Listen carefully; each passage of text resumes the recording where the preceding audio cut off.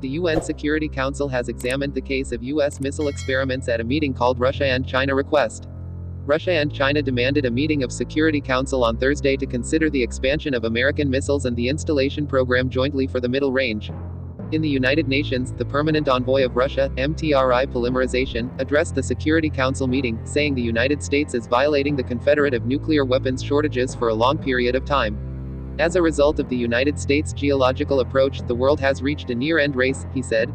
The French deputy envoy to the United Nations also addressed the Security Council's meeting and called for the breakdown of the Inter-Russian Range nuclear treaty between the United States and Russia. The world cannot afford new arms race, he said. In the United Nations, China's representatives declared the U.S. unilateral separation as a threat from the IMU Accord, saying it cannot be accepted that the United States will try to justify its separation to other countries.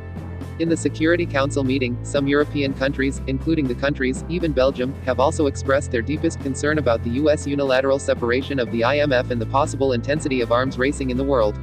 The United States, on Sunday, had tested a medium-range missile in the island of California, which was a moderate distance in Nicholas.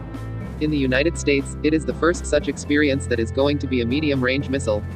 U.S. Secretary of State Mike Pompeo announced a formal exit of the IMF agreement on August 2. America is separated from the IMF agreement in a time when Russia is repeatedly saying that unless Washington is bound to this agreement, Russia will continue to follow it.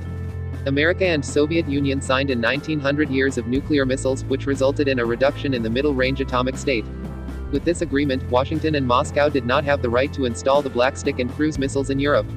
In this agreement, the United States and Russia will not prepare for nuclear and non-nuclear missiles that beat up to 5,000 and 1,000 to 5,000 kilometers.